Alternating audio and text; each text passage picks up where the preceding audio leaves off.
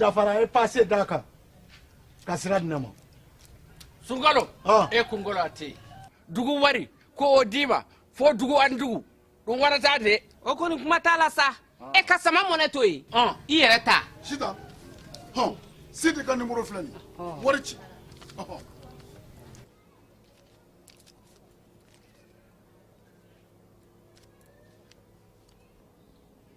Wari sera.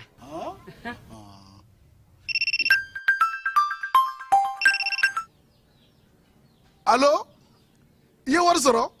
O ɲɛna. Tiɲɛ yɛrɛ la, ko ni sama bɛ maa min ɲɛ, ko n komi t'i gosi. Ngonga.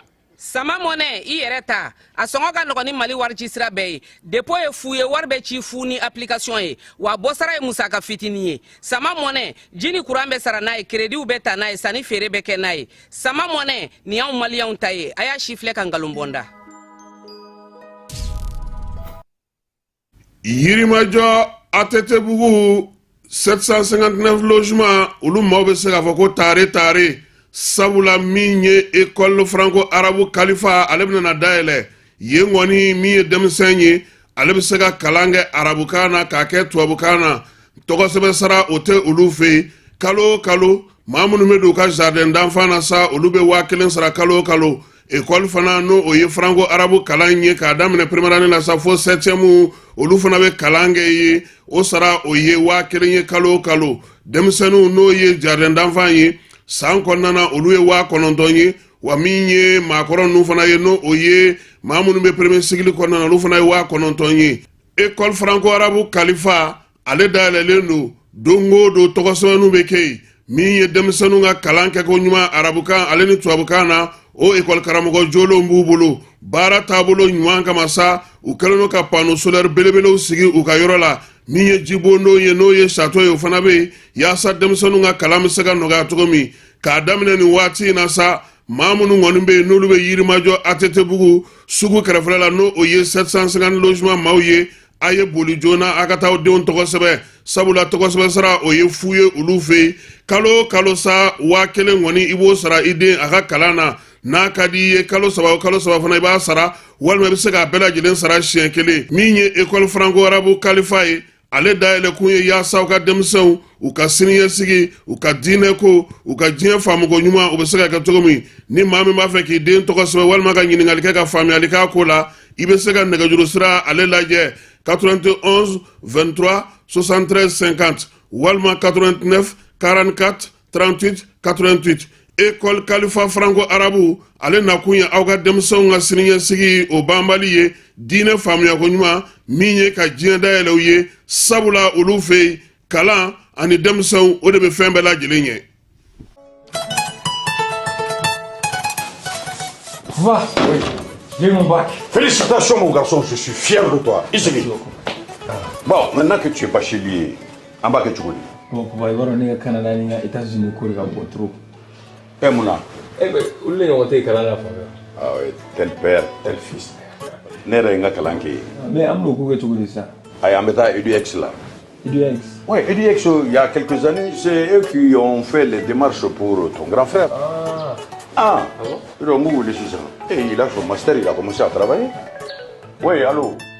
EduX, c'est une équipe expérimentée qui assiste vos étudiants dans l'admission universitaire, la demande de visa, l'accueil et l'installation et assiste vos étudiants jusqu'à l'obtention de leur diplôme. Choisir EduX, c'est s'ouvrir les portes des meilleures universités au Canada et aux États-Unis. Appelez dès maintenant le 76 54 18 57 et permettez à votre enfant de réaliser son projet d'études.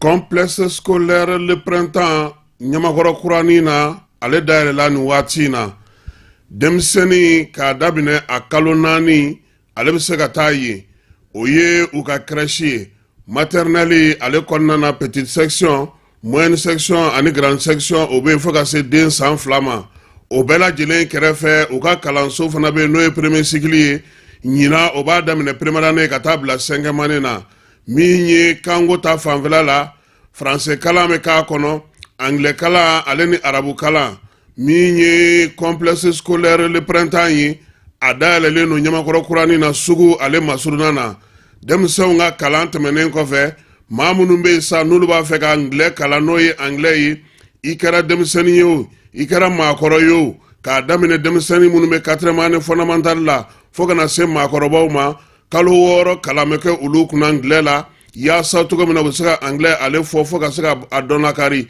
o la sa kalo 6 kalan bɛ kɛ o la min ye complexe scolaire le printemps ye denmisɛnnin ncinin olu bɛ taa ye cogo min mɔbaanu olu fana bɛ taa ye cogo min min ye baluku fana ye o fana bɛ se ka taa anglais kalan ye complexe scolaire le printemps ɲamakɔrɔ kuranin na sugu kɛrɛfɛla la n'a b'a fɛ ka taa aw denw tɔgɔ sɛbɛ a y'aw boli joona walima aw ka nɛgɛjuru sira ale kɔngɔ 76 74 88 82 walima 76 33 84 72 complexe scolaire le printemps ale nakun ye yaasa min ye denbaw ye olu ka ko bɛɛ lajɛlen bɛ se ka nɔgɔya maakɔrɔw fana ka se ka anglais kalan min ye siniɲɛsigi ye ka o sinsin.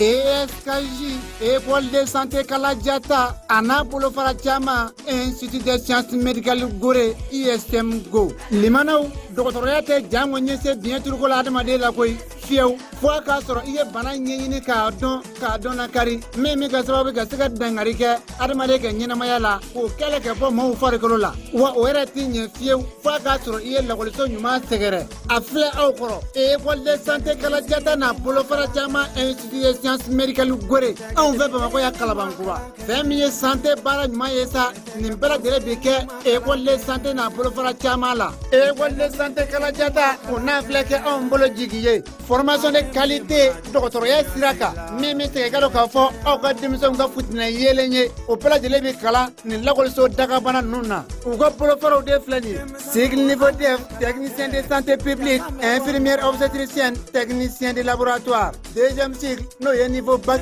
infirmier d'état sage-femme biologie médicale formation wara o kofe aide soignant katafara matronika nim pela de ledo école de santé kala na bolo frachama institut de sciences médicales Gorela aywa la collegium ani la collegium zomo aya sefa jona aka la collegium inzegere yoni jema ka chaya utogole de fla on be kalabangura ya hôtel wasulu ko fe de toy wali gele ne kaduru bamba 76 45 85 40 no media 20 80 22 20 kala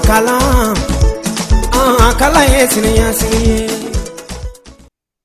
Centre de formation professionnelle Kaja Sanogo, CFP-KSI Seukaw fɛ denmisɛnnin ka dege bolola baara la kabini fitinin fo ka taa kɔrɔbaya maakɔrɔw k'olu fana dege bolola baara la fo ni waati jan o bɛɛ lajɛlen bɛ se ka kɛ CFP-KSI ale kɔnɔna na Segu Dar Salam n'i ye kalanso in ta k'a lajɛ maa mun b'a fɛ ka masɔnya dege menuisier dege plomberie sanitaire, peinture bâtiment, menuisier métallique ni menuisier bois k'o bɛɛ lajɛlen kɛ sɛnɛ taa sira bɛɛ lajɛlen ni baganmara ni jɛgɛlamɔ i bɛ se ka o bɛɛ lajɛlen kɛ centre de formation professionnelle Kaja Sanogo la Seukaw fɛ yen u ma dan o ma min ye machiniste ye agricole carrelage ka taa fɛ staff ni décoration ma ninnu bɛɛ lajɛlen bɛ kɛ bayɛlɛmali minɛnw olu fana bɛ u bolo k'olu kalan musolakaw jɔyɔrɔ ka bon u ka kalan kɔnɔna na kosɛbɛ sabula npogotigi caman bɛ u y'olu dege nin waati laban ninnu na yaasa u bɛ se k'u boloma yɛlɛma cogo min n'aw b'a fɛ dɔrɔn ka aw den tɔgɔ sɛbɛn kabini u fitinin fo ka taa se u kɔrɔbalen ma a ye boli joona aw ka se Segu Medine min ye Dar Salam yɔrɔ in yɛrɛ man jan kosɛbɛ tɔn artisanal ale la Medine sugu kɛrɛfɛla la walima nɛgɛjuru sira a bɛ se ka 76 03 12 23 walima 66 03 12 23 21 73 67 96 Segu Dar Salam min ye centre de formation professionnelle Kaja Sanogo ye CFP-KSI ale bɛ maa ta yɔrɔ bɔ siniɲɛsigi o labɛnko ɲuman kama. ka bɛn ni baaraw kɛcogo ɲuman sabatili ye. Société énergie du Mali ale bena mise à jour kɛ a ka compteur papier Isako bɛɛ lajɛlen na donna nataw la. Ni fɛrɛ kura min filɛ nin y'a dabɔkun ye ka se ka jigiya to ye ani baara kɛcogo ɲuman k'o sabati ani maa minnu bɛ baara kɛ kuran na olu ni ɲɔgɔn cɛ. Nin compteur baaraw bena kɛ ka bɛn ni octobre kalo tile 16 ye san 2024 b'a fɔ kɛɲɔgɔnw bɛɛ lajɛlen ye a bena code 3 de sɔrɔ chiffre 20 na. Ta o ta n'o kɛra aw fɛ nka a tɛna kɛ kelen ye bilen. Nin baara in hukumu kɔnɔna la ka se k'a kɛ a ka ɲa code ninnu u bɛ da ɲɔgɔn kan cogo min na o de filɛ nin fɔlɔ i b'o don compteur bɛ sɔn o la i bɛ sɔrɔ ka filanan tugu o la compteur bɛ sɔn o la i bɛ sɔrɔ ka sabanan n'o y'a laban ye k'o tugu o la compteur bɛ sɔn o la. EDM SA ko b'o kɛ ɲɔgɔn bɛɛ lajɛlen na dɔnniya nin baara kura min filɛ nin ye sago tɛ se ka kɛ a kunna baara hukumu kɔnɔna la. N'o y'a sɔrɔ kɔdi minnu salen don aw bolo n'a ma la baara fɔlɔ a y'u la baara ka compteur la yanni nin mise à jour cɛ. N'a ye gɛlɛya sɔrɔ walima n'a mɔgɔ bɛ kunnafoni dafalan na k'u b'a da u ka kɛɲɔgɔnw bɛɛ lajɛlen kulo kan a y'an ka centre d'appel wele min ye 36 077 walima a ka taa an ka agence dɔ la kelen na.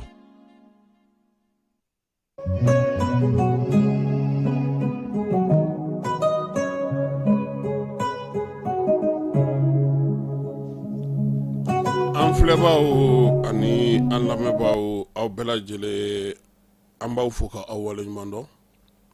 Bi ye kari ye novembre kalo ale tile 10 ye bi ye san 2024 an b'a fɔ aw bɛɛ lajɛlen ɲɛna sa ko aw bisimila jani.ml FM sanfɛ yaasa ka se k'aw ka kibaruyaw sɔrɔ. Bi karidonya in ale jɛmukan ye karidonya o ye dɔgɔkun kɔnɔ kibaruw ye. Dɔgɔkun kɔnɔ kow o kɛnɛ kan bi an ye wele bila an yɛrɛ baarakɛɲɔgɔn ma n'o ye Ibu Si ye. An n'ale bɛna na masala min kan o ye min bɛ bɛɛ da nin tile 2 in na.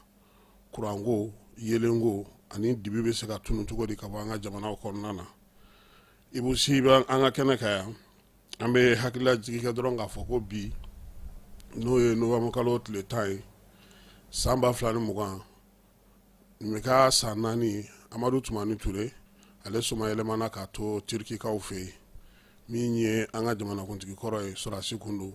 Coup d'état min kɛra san 1991 san na n'o ye Musa Tarawele bi ale y'o coup d'état o ɲɛmaa tun ye ale ye. Furancɛla faranga min sirila o waati la sa n'o o kɛra CTSP ye o ɲɛmaaya fana tun b'a bolo.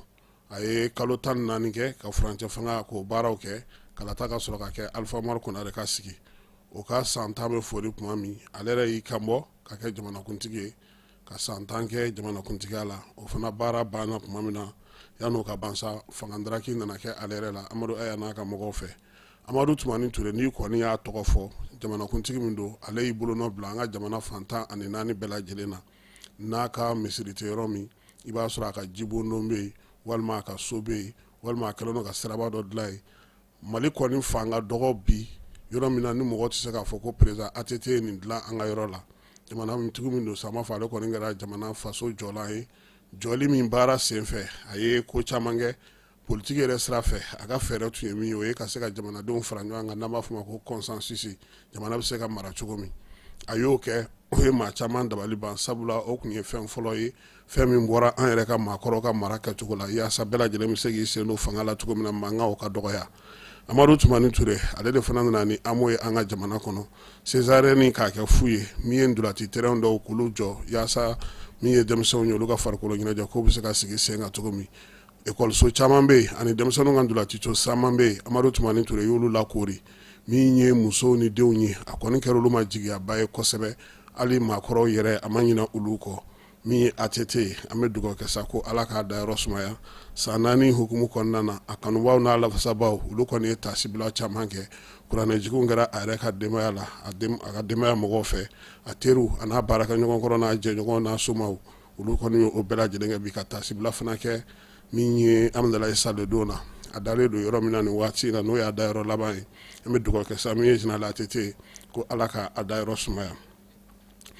Yanfoyilakaw fɛ denmisɛnninw ka sifinso min bɛ yen o kurumo karila bi minisiri min bɛ sifinw ka ko kunna ale tun b'o kɛnɛ kan n'Ala sɔnna ma sini an n'an da don o kuma na o minisiri yɛrɛ nin waati in na a bɛ Sikasokaw fana fɛ yen Amadu Asimi ale tɔgɔla nɛgɛsoboli min bɛ a b'o kɛnɛ kan o conseil islamique olu kɔni ka congrès bɔra ma nka halisa u bɛ k'a lajɛ yaasa u bɛ se ka bɛn cogo min na nka ɲɔgɔn ye o ɲɔgɔn ye kɛra yaasa bɛn bɛ se ka sɔrɔ o ma sɔrɔ burkinakaw fɛ yen sefa wari miliyari 5 o kun dira maa dɔw ma sa u bɛ se cogo min na ka fanga daraki boloda nka o maa kɔni olu ma sɔn cogoya si la an b'a yira la fana k'a fɔ ko min ye sini ye na ala sɔnna a ma sigira marabolo ɲɛmaa fɔlɔ n'o ye dugutigilakaw ni kabilatigiw ye olu tɔgɔla don o ye sini ye a bɛ ɲɛnamaya bamakɔ ya CICB ale kɔnɔna na an ka wolomasiri tabaw fana bɛ wuli ka jɔ la nin waati na Baɲangara an fan fɛ kibaruya minnu bɛ yen maa caman y'a jira k'a fɔ ko degun bɛ yen o degun kɔni olu sɔrɔla fɛn minnu fɛ sa n'ala sɔnna a ma sini an n'a segin ninnu bɛɛ lajɛlen ka o walawala a bɛ se ka faamuyali sɔrɔ o la cogo min na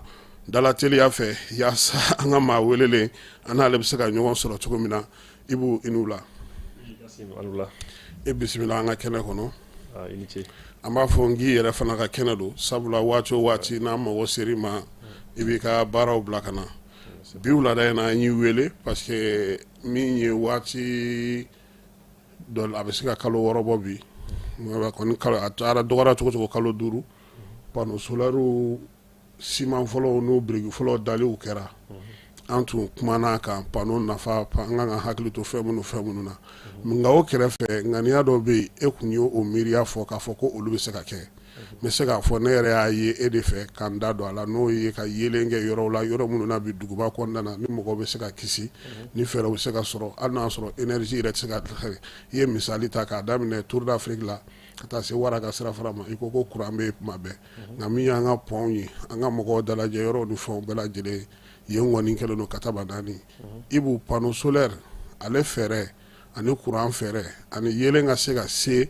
an ka jamana fan caman fɛ mun bɛ se ka sɔrɔ tile fɛ an n'a baro kɛ o de kan bi hakilina jumɛn yɛrɛ b'i la fɔlɔ sabula an y'a ye k'a fɔ panneau solaire bilalen ni sisan cɛ kuma caman bɛ ka fɔ maaw bɛ min kɔni kalama baara ma daminɛ minisiri tun ye layidu min di mɔgɔw ma k'a fɔ ko kalo 4 ko courant kun fɔlɔ bɛ bɔ halisa an sigilen don ka courant kun fɔlɔ kɔnɔ an m'a ye an ɲɛna fɔlɔ an t'a dɔn n'o y'a sɔrɔ minisiri n'a a bɛ se ka bɔ ka kuma mɔgɔw fɛ ka se ka fɛn kɔni fɔ mɔgɔw ye parce que ale de ye layidu di maliyɛnw ma a kuma fɔra bɛɛ y'a fɔ a ɲɛna a ma se ka bɔ hali bi ka kuma e yɛrɛ hakilina ye jumɛn ye panneau solaire ko in projet ka hakilina ɲuman don wa ou bien a bɛ cogo di d'accord kasi n b'i fo et minnu bɛ k'a lajɛ k'a lamɛn n b'u bɛɛ lajɛlen fo la ne kɔni bolo panneau solaire ye hakilina ɲuman de ye hakilina ɲumanba don parce que n delila k'a fɔ n'i ko ko énergie n'i ko ko n'i dugukolo yɛrɛ ta n'i dugukolo ta an ka système solaire énergie min ka bon ni énergie bɛɛ lajɛlen ye o ye tile de ye tile de énergie ka bon n'a bɛɛ lajɛlen ye bon ala y'a kɛ tile dun ye anw fɛ yen san kalo 12 pratiquement tile bɛ yen alors aujourd'hui bibina panneau solaire ni y'o installé i fɛ yen i bɛ lafiya je pense que mɔgɔ minnu y'a installé u fɛ u lafiyara bɛɛ lajɛlen y'a ye ne yɛrɛ ye nin ye ne bɛ baara kɛ entreprise min na o entreprise olu bɛ panneau solaire de installé u ka minɛnw na u ka équipement na a ka ca ni san 30 san 40 ye panneau solaire bɛ marché a bɛ courant di et ça fonctionne très bien bɛɛ lajɛlen b'a dɔn ko panneau ka ɲi quoi panneau bɛ marché donc a bɛ tile yelen yɛlɛma tile yelen nin a b'a yɛlɛma ka kɛ courant ye panneau b'o baara kɛ et puis a bɛ fonctionner ka ɲɛ donc projet ɲumanba don. ayiwa Ibu komi panneau ko kuma fɔra sɛdo a ko kɔni bɛ ka sumaya maaw ɲɛkun sigilen don kan min kɔni a tɛ ka se ka k'o ye e tun ye yelenko fɔ yaasa min ye lampadaires ye olu hakilina ka se ka na an y'a ye ja dɔw yɛrɛ bɛ bɔlɔlɔ sanfɛ sisan e yɛrɛ bɛ ka yelen di mɔgɔw ma c'est vrai o hakilina nana cogo di non hakilina nana cogo min na kasi mi ka nin ɲininkali diyara ye parce que ni ɲininkaliw de b'a to mɔgɔw b'a dɔn fɛnw nana cogo min na lorsque courant tigɛ daminɛna Mali kɔnɔ courant tigɛ daminɛna dɔrɔn ne ye bɛn kɛ n tonton bɛ Torokɔrɔbugu ne y'a wele n ko tonton n ko ne bɛ ka na n ko n bɛna essayer ka na panneau dɔ installer fɛ yen so kɔnɔ yaasa n dɔgɔninw ka se ka kalan kɛ n ko parce que courant tigɛ bɛ ka daminɛ cogo min na je sais que a kuntagala bɛ sɔn ka janya quoi bon n'i y'a kalo 8 kalo 9 ye pratiquement ne y'o fɔ ye donc ça veut dire que n y'a ye yɔrɔ jan fɛ voilà donc ne bolila ka taa yen nɔ Torokɔrɔbugu n taara a installer mais n ko puisque wari ɲɛnama tɛ n kun n ko n bɛna panneau kelen dɔrɔn installer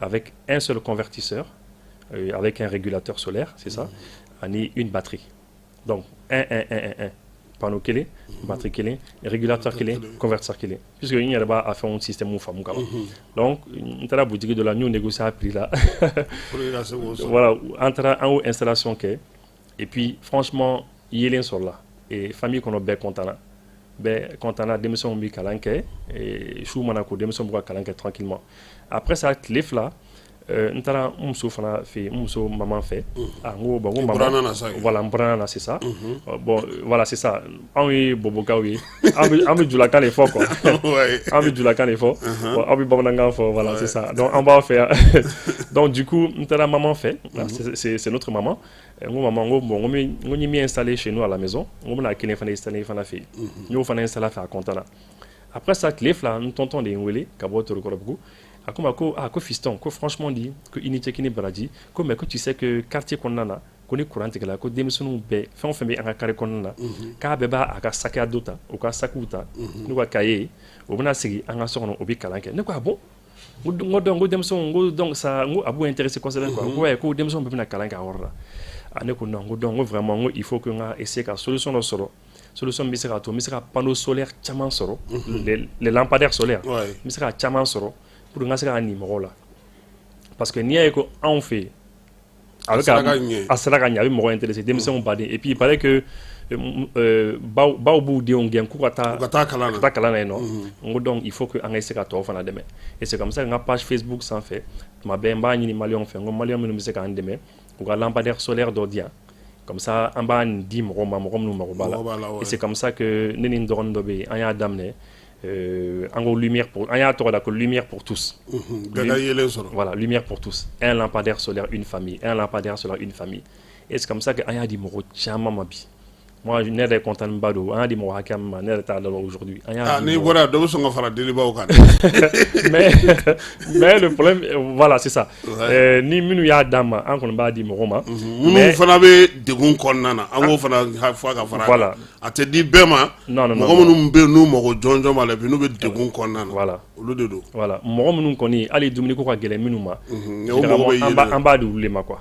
Ne choro na muso e bene olu koni vraiment olu na kaka non mais munu ba dawma o fana be jatemene do ka o fe wa ba a commencer ke ku yo chukodi aba nyofu yana chukodi non bon ni vidéo ke ni na ni mo fait donc puisque mo chama dali minna o ba donc compta wardu quoi o ba donc compta wardu dana de ka gelo ko se voilà o ba ubi waru do bi war tima o ba tima ibu andale mbila a di moroma do re fana be o fana be do chedo re be c'est dans aller lampadaire solaire dosa allez sinimba fo monsieur Cissé allez be Chine allez lampadaire solaire dosa Chine ay kalo nani de que lampadaire solaire c'est la malna mais ay kalo nani ke abra nere nyini ka donc là dedans abala ka numéro sur réseau sans fait ko wata mayambu kata ta famille là tarata et puis entrer numéro là donc c'est comme ça mo ba dia autour là et c'est comme ça que aya adamné bon lampadaire c'est vrai que haklina yi o ke kunye ka seka mo de c'était muni mais il mena haklina mi foli ka ko ba yi do na mobile kono chien chama ye ba mo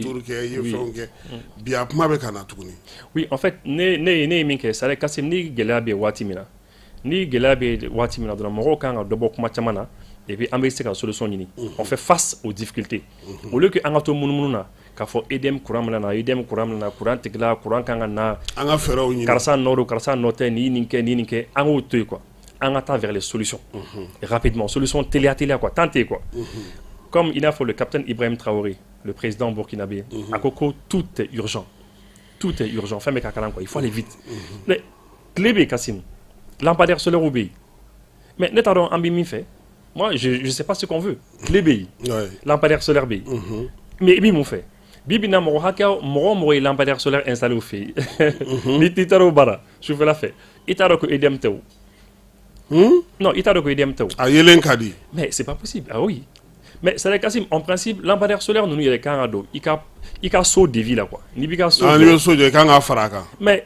il faut karo tanga so devi là follow ni mo ko so fleuru ba la fana fleuru da allez do buka frédéric aluminium do bu fanke mais lumière lampadaire solaire fana kan do devi ni so daga bana jo ikanga sega yelen kala yelemi ngoni ti besegi ga yoro la kana ere fana mais al ni so daga bana te ni so jo kaba il lampadaire solaire bla parce que allez be balo clé là clé dumbe ya il faut juste ikatra nettoyer les fana mbika fendo yi mo chama yi panneau installé mbika fendo yi mbika erreur ba do mo chama mbika ke uga erreur ke mais nous mo kroshi ou beka batterie bina tien Et o jumɛn mɔgɔ minnu y'i panneau installé u fɛ yen u y'i panneau baden installé mais u t'a jɔsi u tɛ panneau jɔsi u t'a jɔsi u kɛlen k'a to yen ten u bɛ panneau to yen ten donc gɔngɔn de bɛ d'a kan poussière bɛ d'a kan yelen bɛ poussière bɛ d'a dɔgɔya kan a ti tile capter ka ɲɛ a ti yelen capter ka ɲɛ n'a m'o capter ka ɲɛ dɔrɔn eh bien finalement a tɛna courant ɲuman sɔrɔ batterie tɛna se ka courant ɲuman sɔrɔ ni batterie ma courant ɲuman sɔrɔ batterie ɲuman o bɛ courant min na pour ka balo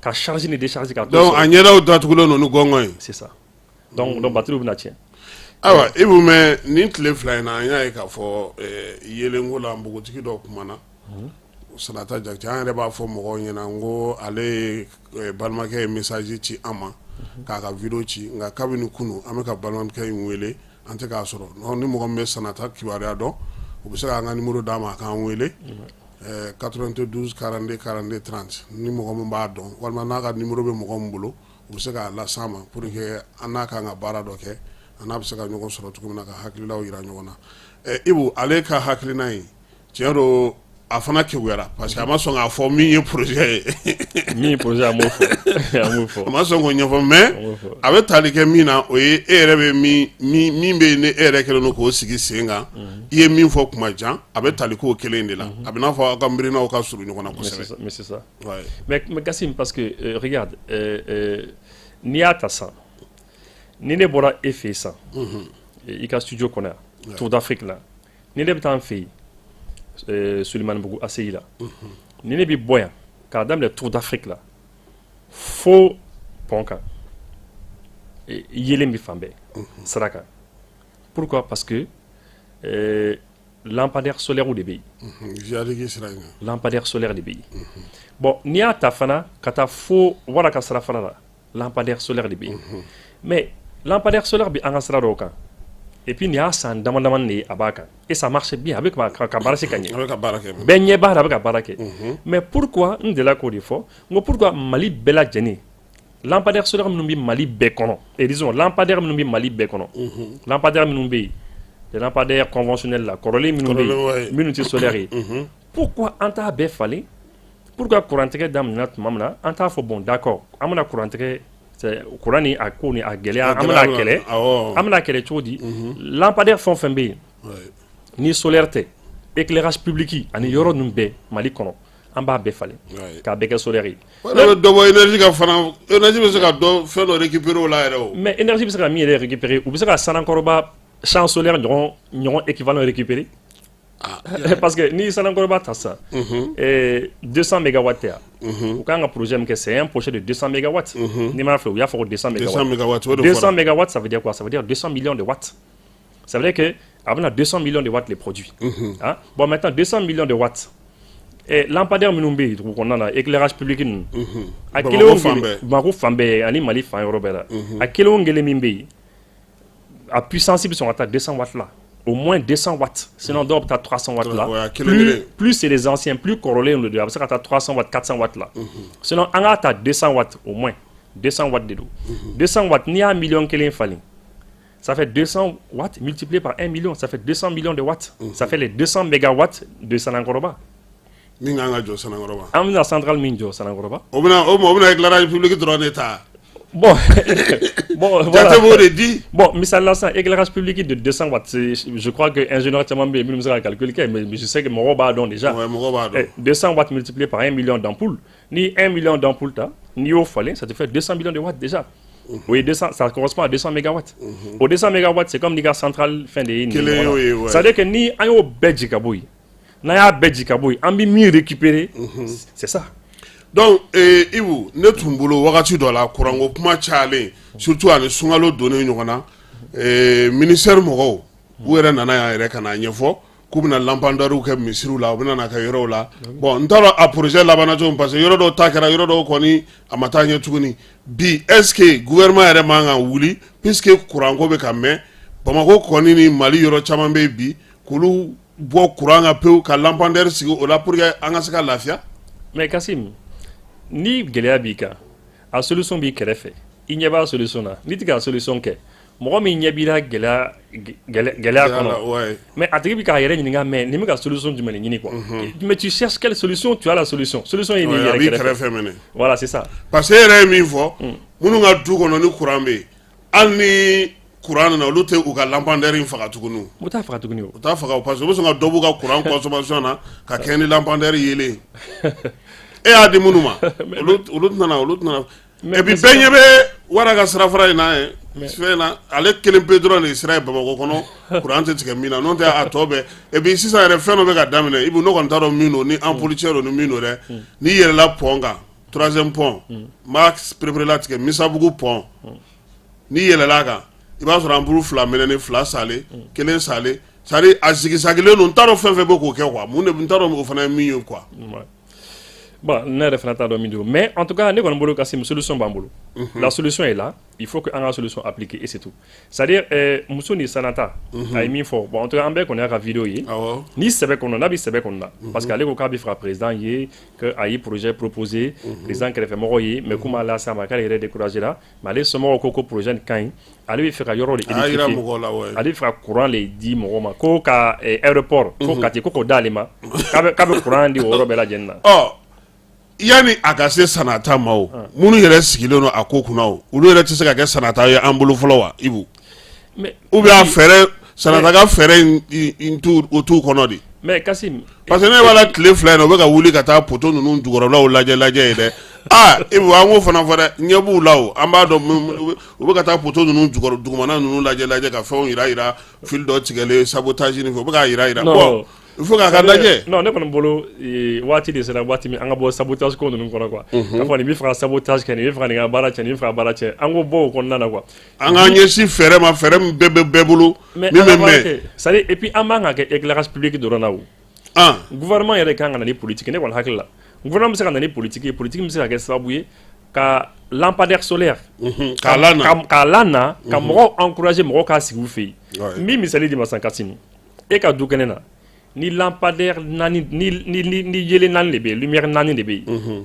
ampoule naani voilà ni ampoule naani de bɛ yen pour ka yelen di ka cour kɔnɔna ma ni fɛɛrɛ sera ka kɛ sisan lampadaire solaire dɔw nana ka e encourager e ka se ka o installer i ka nin jigi ka bɔ yen mais ni e y'o jigi ka bɔ yen i ka so kɔnɔna na e y'a jigi ka bɔ so kɔnɔna na e nana lampadaire solaire bila yen nɔ donc déjà misali la sisan ampoule minnu b'an fɛ yen généralement an ka terrasse ninnu kan ampoule mun c'est 20 watts 30 watts 20 watts 30 watts an ka 20 watts ta par exemple ni e sera ka den tan falen i fɛ yen ça fait quoi 20 fois 10 ça fait 200 watts donc 200 watts bɔra EDM ka donni na bon ni politique de don pour k'a kɛ bɛɛ fɛ yen ka mɔgɔw encourager ka na n'a ye non a ye nin débrancher mettez les lampadaires solaires o bɛ balo tile la c'est gratuit mais 200 watts là multiplié par je sais pas, par 1 million d'ampoules changées, 2 millions d'ampoules changées, 3 millions d'ampoules changées. Énergie ka bana bɛ nɔgɔya. Bon, moi je crois que. A bɛ bɔ a ka pali bɛ ban a bɛ kɛ mura ye. O ye tile 3 ye. Ne kɔni bolo solution caman bɛ yen quoi. Ayiwa mais Ibu nin bɛɛ la o énergie yɛrɛ fana ka fɛɛrɛw n'a ka baaraw hukumu kɔnɔna na olu yɛrɛ fana tun y'u ɲɛsin nin ko ninnu ma o. U yɛrɛ tun y'a fɔ k'u bɛna baaraw kɛ mais mun kɛlen don k'olu ka kow sumaya. Bon, on compte Kassim. Ala ko tiɲɛ t'a dɔn. Nous bi ka ɲɛsin a ma c'est très bien a ka ɲi. Hein? Mais min kɛlen ka suma la franchement on t'a dɔn. Mais maintenant panneau solaire baara min. Parce que ne i b'a dɔn ko i yɛrɛ ka jateminɛw la bɔli laban mun kɛra ministre taara CNT la don min. Ne kɔni ni ma fili dɛ ne ka ministre yɛrɛ ka kuma kuranko kan a ka bɔ yɛrɛ ka kuma kuranko kan a ka kuma labanw kɛra o ye. Énergie fana directeur ka bɔli ba laban sunkalo ɲɛkɔrɔla la courant dili énergie directeur bɔra ka fɛn minnu fɔ a ye fɛɛrɛ minnu fɔ n'o bɛ se ka kɛ teliya la musaka a ko n'o bɛ yen u bɛ se ka baara kɛ parce que a bɛ n'a fɔ a bɛ mɔgɔ caman ɲɛna ko minɛn de tɛ énergie bolo minɛn b'u bolo dɛ taji de t'u bolo groupe b'u bolo mais taji de t'u bolo o ye fɔlɔ ye filanan a ko fɛɛrɛ dɔ bɛ u bolo u bɛ se ka fɛn dɔw kɛ fana yaasa ka se ka kow nɔgɔya mɔgɔw bolo lampadaire ko ninnu tun b'a la mais bi ne ma min faamuya o daminɛna misiri dɔw ni carré-kun dɔw la munna a ma taa fan tɔw fɛ énergie fana ka o yɔrɔ la parce que olu yɛrɛ tun ye mɔgɔw hakilila tigɛ a kan yɔrɔ dɔw la a dɔw yɛrɛ cérémonie dɔw tun kɛra lampadaire dɔw tun sigira yɔrɔ dɔw la mɔgɔw yɛrɛ tun nisɔndiyara a ko la kosɛbɛ mais mun de bɛ k'u bali k'o ka se ka ɲɛ sɔrɔ. Kassim franchement n kɔni t'a dɔn. ayi n b'a dɔn e ni ne fila si an si t'a dɔn. An bɛ ka ɲɔgɔn ɲininka de parce que o de don Sinon misalila panneau projet min bɛ yen ni o ye Sanankɔrɔba ta nin ye ne yɛrɛ kɔsani na ne ka groupe WhatsApp dɔ kan mɔgɔw tun bɛ k'a kuma fɔ mɔgɔw tun bɛ k'u yɛrɛ ɲininka kosɛbɛ a groupe chauffera mɔgɔw finalement dɔ ye proposition kɛ groupe kan mais pendant que mɔgɔ bɛ kuma na ne ma kuma dɛ parce que ne bɛ mɔgɔw lamɛn mais voilà ne tɛ kuma quoi mais entre temps dɔw de ko mais mun na an tɛ se ka mɔgɔ dɔ bila ka taa Sanankɔrɔba yɛrɛ u ka taa lajɛ ko parce que ko vidéo dɔ bɛ ka circuler ko panneau installé la dɔw ko k'a ma installé mɔgɔ bɛ ka ɲɔgɔn sama dɔw de ye ɲininkali kɛ ko mais ko yala mɔgɔ tɛ se ka mɔgɔ dɔ bila an tɛ se ka mɔgɔ dɔ bila ka taa wa ne y'u ka kumaw lamɛn ne ma fɛn fɔ samedi donya dɔ fɛ dɔrɔn ne ye n ka mobili ta n ye n terikɛ dɔ ta n ka taa Sanankɔrɔba yan fan fɛ ka taa lajɛ ne yɛrɛ bolo a yɔrɔ tun bɛ sɔrɔ goudron dalle la quoi parce que ne ma deli ka se a yɔrɔ la a ka jan goudron na dɛ mais n sera o yɔrɔ la ja n'i sera Serubilen ka yɔrɔ la c'est ça sirafara bɛ voilà sirafara bɛ yen ka taa bon ne commencera ka taa mais ne nana se yɔrɔ dɔ la bon ne ye dugulamɔgɔ dɔw ye y'u ɲininka ne ko n ko yɔrɔ nin bɛ ɲɛfɛ u ko n ma ko yɔrɔ bɛ ɲɛfɛ mais ko mɔgɔ tɛ se ka don yen nɔ ko c'est interdit ne ko bon ko non ko sɔrɔsiw baden de bɛ fan bɛɛ yɔrɔ sécurisé don tellement que ko c'est vrai ko fo ni ne kɛra président yɛrɛ ye quoi ou bien fini kɛra gouvernement ɲɛmaa ye i tɛ se ka don ko doni ko kuma tɛ yen quoi ne ko donc finalement tellement o y'a ɲɛfɔ ne yɛrɛ y'a faamu k'i tɛ se ka don ne segira mais a bɛ n'a fɔ tile fila in na nɔɔni bɛ ka bɔ n'est-ce pas nɔɔni bɛ ka bɔ yɔrɔ in u magara la parce que an ka kumaw kɛra u taara maga yɔrɔ nka an kɔni an kun sigilen kɔni kun ka min kɔnɔ ŋaniya la o de ma se ka kɛ parce que o tun ye k'a fɔ ko kalo 4 an bɛ lafiyabɔda dɔɔni sɔrɔ yɛlɛma tɛ ka don a ko la mais Ibou Biou mun b'an bali ka taa Côte d'Ivoire Kassim aujourd'hui ne kɔni bolo ni ne ɲininka aujourd'hui Côte d'Ivoire ye solution ye c'est vrai mais politique ta sira fɛ n'i y'a ye kɔsani na an kun ye gɛlɛya min ye 49 soldats Ivoirien ka sɔrɔdasi dɔw kun bila ko déstabilisation kun bɛ fɛ ka kɛ an ɲɔgɔn sama gɛlɛya nana fo nɔgɔya tilala ka na an ni ɲɔgɔn cɛ nɔgɔya nalen bon je pense que o nɔgɔya hukumu kɔnɔna na bon peut-être que o kow dɔw kun bɛ se ka lajɛ mais après c'est-à-dire population yɛrɛ mɔgɔ minnu bɛ réseau ni fɛnw sanfɛ don o don mɔgɔw kɛlen don k'a kɛ i n'a fɔ bon Côte d'Ivoire président bɛ fɛ ka an ka fanga yɛrɛ dafiri quoi donc tellement o bɛ mɔgɔw kun na que finalement Côte d'Ivoire ko kuma b'a n'a fɔ i ye sɛ n'a bo tobi ka di an ma voilà ni Côte d'Ivoire ko kuma fɔ dɔrɔn mɔgɔ bɛ dimi mɔgɔ bɛ dimi ne yɛrɛ delila ka émission dɔ kɛ ne ko mais n ko an ye ligne dɔ kɛ ligne k'a sɔrɔ Côte d'Ivoire ni Mali cɛ problème tɛ yen ligne minnu bɛ na ni courant ye ka bɔ Côte d'Ivoire kɔnɔna na wariba de donna la dɛ miliyari caman de donna la bon o ligne bɛ yen n'a nana fɔ ko a tɛ ka utiliser tuguni pratiquement ne kɔni bolo parmi les solutions minnu bɛ yen parmi les solutions nin fana ye solution de ye mais maintenant anw bɛ yan pour ka hakilinata de di ka solution di voilà maintenant k'a fɔ ko jamana fila bɛ kɛlɛ la ou bien nin ni nin man di donc non solution kɔni ça nin bɛ sɔrɔ solution ça fait partie des solutions voilà maintenant est-ce que Mali bɛna a kɛ est-ce que Mali tɛna a kɛ mais i b'u fu tɛ o n ko an bɛ wari de bɔ u t'a d'an ma fu dɛ c'est clair u t'a d'an ma fu mɔgɔ si t'a di fu ni exemple ta Europe jamanaw ni Rusiw bɛ kɛlɛ la bɛɛ lajɛlen b'a dɔn k'u bɛ kɛlɛ la u bɛ k'u den ka taa taji san mais Américains bɛ k'a san u bɛ ka taji san u bɛ gazi san diɲɛ bɛ ka san donc c'est pour dire que u bɛ alikama yɛrɛ san u fɛ voilà jamanaw bɛ kɛlɛ mais toujours affaire bɛ continuer ka to ni ɲɔgɔn cɛ parce que fu tɛ i b'a san de o fana b'a feere ma sanni feere don kuma tɛ bi na an bɛ yɔrɔ min na an bɛ ka taga sira min fɛ nin ye n'i ye maliyɛnw ye ka fɛn fɛn minnu mɛnɛ dugu ma a cɛ man ɲi ɲɛmɔgɔw bɛ se ka fɛɛrɛ minnu sɔrɔ nin wagati in na ka kɔn ko ma u kana ɲinɛ parce que kuranko in ye degun min don maa si tɛ se k'a fɔ ka s'a dan na i bɛ se k'i ta dɔrɔn de fɔ a la a baara tiɲɛ o a sɔrɔda tiɲɛ o hali jamana yɛrɛ ma a ye nafolo min tiɲɛ jamana yɛrɛ ma Ala kelen de b'a dɔn kuma tɛ maaninfinw kelen kelen n'u ka baarakɛyɔrɔ degun ka di a banni fana o de bɛ mɔgɔw nisɔndiya ni fɛɛrɛw bɛ ka sɔrɔ baara bɛ ka kɛ mɔgɔw ɲɛ bɛ ko dɔw la o bɛ mɔgɔw fana lawasa dɔɔni mun bɛ senna bi an b'a fɛ u ka dɔ fara a kan yaasa a ka se ka kɛ ka ɲɛ Ibou kɔsa in na i bɔra Burkina bɛ u kɔni bɛ ka wari fara ɲɔgɔn kan effort de guerre e yɛrɛ bolo est-ce que olu bɛ k'a don a donda fɛ yan parce que an ɲɛ b'a la kɔsa in na Ibrahim bɛ ka taa minɛnmisɛn dɔw san non yen nɔ kɔni u bɛ ka wari fara ɲɔgɔn kan yɛrɛ quoi parce que c'est à dire ni Mali ta généralement ni bɛ Mali kɔnɔ i b'a ye ko kuma de ka ca mɔgɔw ka kuma ka ca an bɛ ten mɔgɔw ka kuma ka ca hali ne ko sini k'an ka ɲɔgɔn sɔrɔ yan an bɛ téléphone labila bɛɛ b'a fɔ k'a bɛ taa n'i ma farati e ni ne fila an dɔrɔn de bɛ taa ɲɔgɔn sɔrɔ yen voilà o y'an ka ko kɛ non mɔgɔw ka kuma ka ca et puis yan fana yan yɛrɛ i b'a ye ko yan mɔgɔ bɛ fanga lagosi kosɛbɛ yan de i b'a ye mɔgɔ b'u ka baara bɛɛ bila ka fanga lagosi u ka baara ye fanga lagosi dɔrɔn de ye dɔw tɛ foyi kɛ n'o tɛ o voilà fanga ye ɲuman kɛ o fanga ye juguman kɛ o olu ta ye min dɔrɔn k'u sigi ka fanga lagosi a ka ɲi a man ɲi olu b'o dɔrɔn voilà olu b'o dɔrɔn la yan yɔrɔ la kuma ka ca quoi mais yen nɔ engagement de bɛ yen population engagée don population cɛsirilen don ne yɛrɛ taara n taara n teri dɔw sɔrɔ yen puisque ne yɛrɛ bɛ bɔ yen nɔ donc n taara rond point dɔ la k'an to rond point dɔ la yen nɔ sufɛla fɛ vers les 2 heures du matin mɔgɔ bɛ sigi yɔrɔ min na n taara o sɔrɔ yen nɔ n taara o caman sɔrɔ bon n ko wala n ko a bɛ rond point na mun na u ko non ko olu ko kabini Sankara minɛna olu la ko kabini Thomas Sankara minɛna olu la ko capitaine Ibrahim Traoré k'o tɛ minɛ olu la quoi que olu bi u ka transition surveillée u b'a kɔlɔsi de 21h30 fo 6h du matin u bi sigi rond-point na ka transition kɔlɔsi u b'u ka te olu bi sigi u ɲɛna ni sɔrɔdasi o sɔrɔdasi ko k'i bɛ déstabilisation kɛ u bɛ population bɛɛ mobiliser contre la f'i ka population bɛɛ faga o senfɛ donc olu kɔni bɛ k'o de kɛ et puis k'a fɔ fana ko mɔgɔ minnu de don ko chômeurs de don k'u tɛ baara la tiɲɛ tɛ dɛ aw bɛ baara la ne bɛnna ni professeur d'université dɔw ye ne n'a dɔw ye baro ni fɛnw kɛ nɔ n bɛnna ni commerçant dɔw ye u ye baro kɛ c'est à dire ne ni mɔgɔ caman de bɛnna a yɔrɔ la minnu bɛ baara la mais u kɛlen k'u ka transition surveiller ko parce que ko Sankara tilala u la u tɛ fɛ mɔgɔ de ka tila u la ni fana ka tila u la alors mais bon maintenant u bɛ ka système minnu kɛ par exemple ni puce san yen nɔ n'i ye téléphone san une puce i y'o san ni appel o appel kɛ appel ni tilala appel la dɔrɔn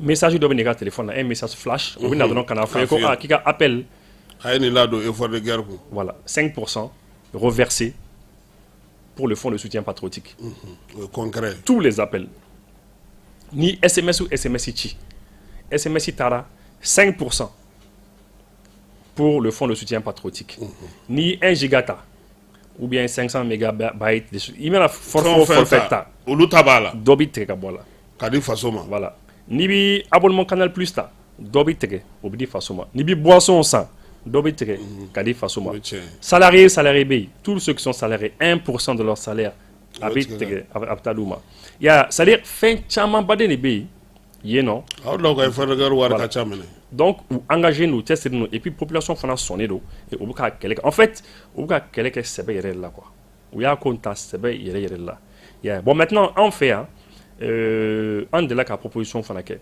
et notamment Aboubacar Sidiki Fonba mɔgɔ caman y'a ye ale delila ka kuma téléphone ko nin kan a delila ka proposition kɛ ne yɛrɛ fana y'a proposition kɛ mais ne ma dan proposition dɔrɔn ma ne gɛrɛla AMRTP mɔgɔ dɔw la l'AMRTP l'autorité malienne de régulation des télécommunications des postes et des TIC n gɛrɛla dɔw la n y'a fɔ ye n ko bon n ko aw de ye téléphone so ninnu bɛ ka ɲɛmaa so ye n ko an ka essayer ka projet dɔ lajɛ ɲɔgɔn fɛ projet min bɛ se k'a to dɔɔni bɛ tigɛ opérateur téléphonique saba ninnu bɛɛ ka fɛnw na an ka appel n'an ka fɛnw na pour que an ka se ka wari fara ɲɔgɔn kan an ka essayer ka di armée ma a tigi a ye projet ni fɛnw bɛɛ sɛbɛn ka di ne ma tout an y'a bɛɛ kɛ ɲɔgɔn fɛ a fɛn kun bɛ ne bolo ne bɛ mɔgɔ minnu dɔn ne y'a ci ci u ma mais fo bi a ma bɔ a nɔ na voilà contrôle o cogo la i kɛra sanata ɲɔgɔn ye bon en tout cas c'est quand même dommage parce que a ma bɔ a nɔ na voilà a ma bɔ a nɔ na i y'a d'u ma mɔgɔ si ma kum'i fɛ tuguni non et puis n y'a dit et puis n kumana fana et la dernière fois o don ko an ye burkinabé dɔ ye a ye drone 6 de ye drone 6 drone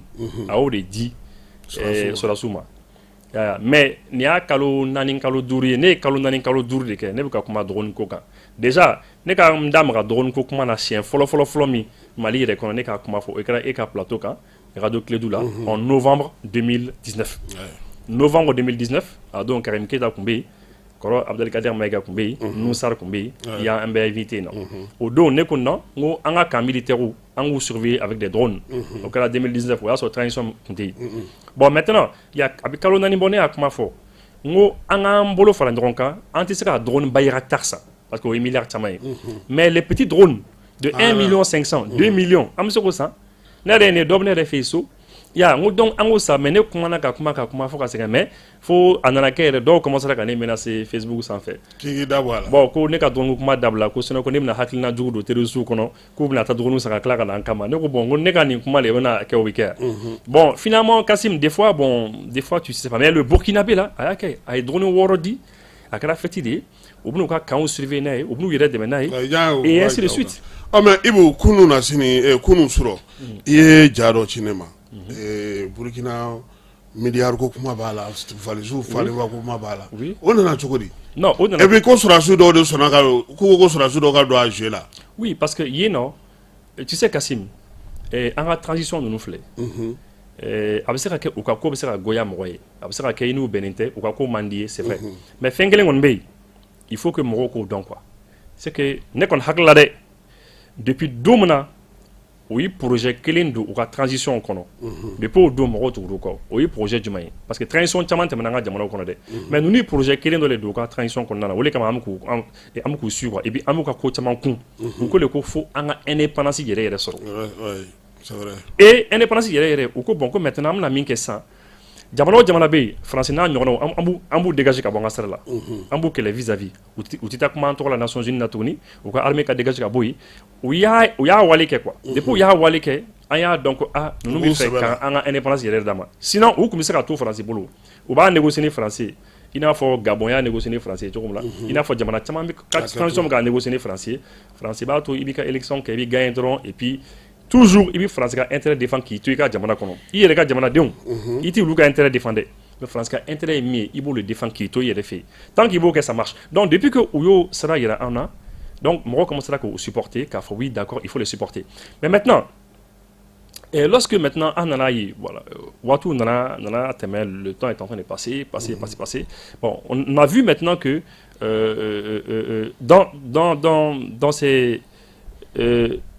dans ces transitions-là, attends, j'ai un petit peu oublié, je perds un peu le fil.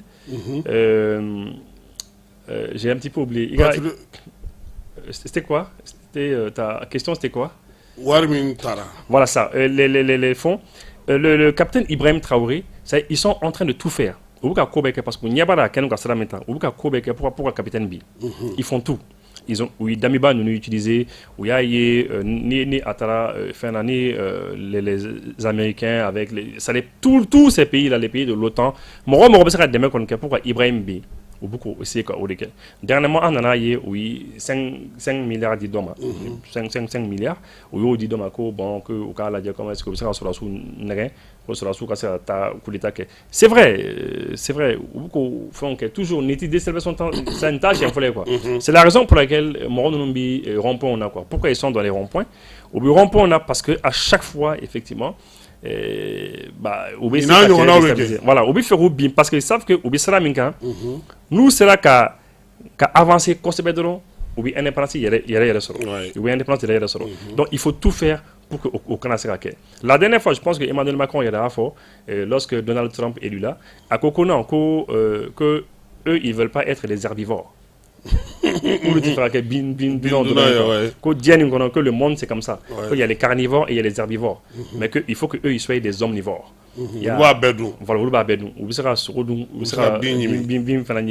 Donc c'est ça. Au de quoi Emmanuel Macron c'est comme un herbivore ou des ou les quoi. Maintenant où n'y a pas ni Burkina ni fera beau herbivore là.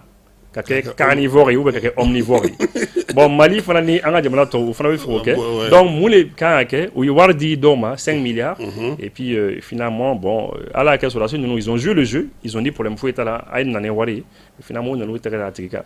Bon, on a tellement les biquets quoi. Et puis peut-être, c'est pourquoi bon, il y a un y a clibara, wati do fana kunkera, anga jamana fana kono, et à confara il faut bien chama, ouais.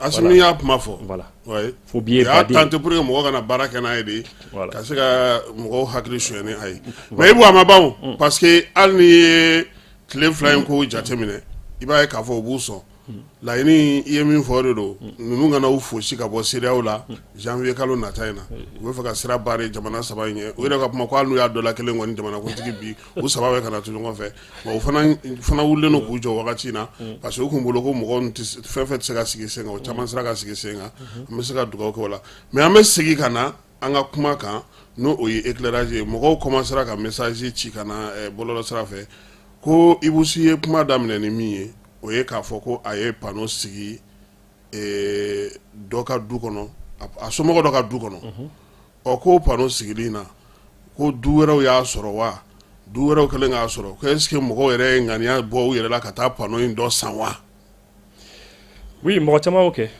mɔgɔ caman y'o kɛ d'ailleurs n b'i fɛ ka n ka mɔgɔkɔrɔba dɔ fo yan docteur Doumbia par exemple ça c'est un exemple concret olu taara pano san hali sini n'an ye ɲɔgɔn ye ale bɛ to k'a fɔ Ibu vraiment e de ye ne bila sira kan e de ye ne bila sira kan n kɔrɔkɛ dɔ fana bɛ yen Majid Magasuba lui aussi ale fana b'o sira fana kan chaque fois ale fana b'a fɔ Ibu franchement dit e de fana ye n bila sira kan mɔgɔ mɔgɔ kɔni ni ne kɔni y'a fɔ ni mɔgɔ minnu sɔnna ka taa sira kan a bɛɛ ko ne ma k'u lafiyara a bɛɛ ko ne ma k'u lafiyara Ibu ne ko maɲɔgɔnlɔ yɛrɛ bɛɛ bɛ taa joli la 3 fois 1 bon ça faisait que 3 fois ça faisait dans les 425 000 francs. À quel est? Ouais, à quel donc ni il veut faire ça avec l'éclairage public qui est à autour de là. Voilà, parce que ne système minke au début ne minke ne ali ou ka kenema ampoule d'obé ne a bebla batterie ninka batterie kele ninka mais après nana yé puisque ampoule minumi kenema amsaka ulu fara pour désactiver ka lampadaire solaire bla yé non. OK? Comme ça batterie courant to batterie kono au courant bi clan yoro toni ɲɔgɔn cɛ quoi o bɛ économiser quoi batterie ta bɛ économiser voilà ayiwa fala ya m'a lajɛ nɛgɛjuru sira fɛ ni maa min b'a fɛ k'u da don baro la maa caman fana tun y'o laɲini kɛ min ye 92 42 42 30 ye n'u b'a fɛ ka ɲininkali kɛ Ibusi la Ibusi halisa panneau solaire ko don ɲininkali min bɛ yan o ye k'a fɔ bi est ce que gouvernement yɛrɛ tɛ se ka sɔngɔ nɔgɔya pour que mɔgɔ ka se ka lafiya sɔrɔ a ko la wa ko komi kuranko tɛ ka basigi hali bi mais n terikɛ dɔ bɛ yen n b'a fɔ yan fana a tɔgɔ ye Amadi Kaba Jakite ale fana b'a fɔ a bɛ Canada ale delila k'o de fɔ depuis longtemps depuis courant yɛrɛ ma tigɛli daminɛ an bara yan tuma bɛ n'a bɔra Canada a b'a fɔ mais Ibu mais gouvernement tɛ se ka panneau da nɔgɔya wa a ka taa panneau kan wa k'o da bɛ diya aw la quoi que parce que énergie ye fɛn dɔ de ye à chaque fois ni jamana bɛ développer ka taa dɔ bɛ fara demande kan donc a ma nɔgɔ quoi i ka a ka se ka basigi mɔgɔw donc an ka habitude falen les habitudes c'est quoi ka na ni politique min b'a to mɔgɔw bi u ka ampoule remplacer ni lampadaire solaire ye ne y'a ye bibi na hali boutique dɔw bɛ yen i b'a dɔn ni min kɛ boutique dɔw bɛ yen sisan olu ye lampadaire solaire min bila kɛnɛma kɛ olu y'a fil de janya quoi ka dɔ fara fil juru kan k'a bila sokɔnɔna na quoi la partie panneau o bɛ kɛnɛma mais yelema yɔrɔ o bɛ boutique kɔnɔna na mais c'est efficace c'est intelligent pour que se ka yelen sɔrɔ et puis u t'a sara a bɛ yelen di boutique kɔnɔna na ils sont à l'aise ouais parce que panneau b'a fɛn d'u ma voilà u y'a bɔ ɲɔgɔn na quoi voilà bon ne delila k'o fana dɔw ye installé n ka mɔgɔ dɔw fɛ yen o technique fɛ yen n ka taa n'o sira ye an y'o kɛ u ka sokɔnɔna na u bɛ lumière sɔrɔ o cogo la et je pense que n'a politique bonyana ka taa ɲɛ je pense que a bɛ dɔ bɔ an ka courant fɛnw na quoi an bɛ lafiya quoi fala ye mɔgɔ tɛ fan fɛ nɛgɛjuru sira la pour que ka se ka ɲininkali kɛ yaasa mais Kassim fɛn dɔ fana bɛ yen qui est important aussi c'est que panneau ko ninnu filɛ fo entretien faut ka panneau de qualité ɲini n yɛrɛ tun bɛ k'o de fɔ voilà faut ka qualité ɲini c'est important ka qualité ɲini o kɔni ça c'est important et puis entretien fana n b'a la quoi parce que n delila ka ye Sotuba yan fan fɛ l'artiste sénégalais américain Akon delila ka projet dɔ kɛ voilà mais o lampadaire solaire fɛn o fɛn bɛ Sotiba yan fan ni fɛnw fɛ a bɛɛ tiɲɛna parce que a batterie tiɲɛna bon comme je l'ai dit dɔw tɛ panneau nettoyer entretien ko b'a la quoi bah oui fo a ka to ka kula mais Ibu o mana an ka nin belebeleba minnu bɛ na kɛ sisan olu fana kan ka lakɔlɔsi yan ah bien sûr sinon a ɲɛdaw a t'a di ah oui faut ka entretien mais je pense que système dɔ b'u la u kun delila ka fɔ système dɔ b'u la min bɛ panneau nettoyer automatiquement quoi mais faut ka to ka panneau nettoyer c'est important ayiwa ko dɔ bɛ nɛgɛjuru la Allô? Allô? Allô? Allô? Fala ye ma se ka o tigi sɔrɔ fɔlɔ o b'an na nin waati na min ye énergie yɛrɛ ka entretien ko fana parce que a bɛ n'a fɔ disons Bamako circulation fana signalisation qu'est-ce que kulu fana panneau solaire éclairage minnu bɛ fɛn kɛ signalisation kɛ circulation ta ninnu oui qu'est-ce que olu fana se ka kɛ panneau solaire ye bien sûr mais a tigi bɛ yen allo oui n b'a ni su tɔɔrɔ se e yɛrɛ dun i Tarawele nba yakuba Sidɔn ka bɔ Espagne Yakuba Sogo ka bɔ Espagne. De kun mena ka kuma mi. An tulo b'i la. Ah? Bon, Europe ka yele na Europe ko la be paroso ale abe la padere de quoi. Kura marché ka sisan quoi. Kono kura ma kumbe. Mais tu sais ulu e la padere de gladi na de la quoi. C'est ça. Alors, avec la mer. Awan tulo b'i la. Voilà, go Europe yele VVB Europe ko la padere de quoi. Akurama ka do quoi. Ouais. Voilà. Bah flana bo izini batterie FVB abeba ka indépendant la ne chauffeur de beta la atama uyere ka panosonero siglen de bu uyere ka énergie de bu bolo quoi. Voilà, ute gouvernement ka kuranga ka tawa mabo entreprise ute ko ta ka neme akato quoi. Akadogo. Voilà, il est entreprise pas enseigner, il va à ça que là sur la paix pendant de quoi pour oui il y a une énergie indépendante de boulot quoi. Voilà, on est dans la savoir ça des faux quoi. Merci beaucoup. Allah ka to aider. Amina Rabi. Oui, bon déjà avec Europe ni Europe ta ko lampadaire solaire bi yoro chamana. Muna lampadaire solaire bi surtout que ulu fait l'été. Ouais. Yelen be yelen be mais clé était pratiquement donc ni lu yake on a attaqué nga ke do be nega jula amo fana la mais allo alaikum assalam barma kay to ni jamu Iliasu Chiro Kalabangura ay wa antlo bi la Iliasu ne ka kuma kan yin fɔlɔ ko dɔ kɛra ne yɛrɛ la énergie taabolo in kan o de bɛna ne yɛrɛ poussé ka bila fɔlɔ ko in kan ne ye compteur kura ta ça me fait à peu près 7 à 8 mois hali bi u ma se ka ne ka situation régulariser donc ne bɛ ka courant consommer ka courant consommer don dɔ dɔrɔn u bɛna ka na million ta ka bin ne ka wa sara voilà des choses comme ça bon u bɛna ne poussé ka ne bila fɔlɔ ko in kan yala ne tun b'a fɛ ka Kasim yɛrɛ ka numéro fɛnɛ sɔrɔ parce que waati dɔw b'a la ne mago bɛ jɔ Kasim la ka se ka information dɔw d'a ma. D'accord. Kɔni ko in kɔni tiɲɛ yɛrɛ la kɔni a kɔni finalement a bɛ ka ne pousser ka bila kɔni ko kan dɔ bɛ ne fɛ yan yɛrɛ lampadaire palo kɛ lampadaire ye ne y'o kelen san o sigilen bɛ ne fɛ yen.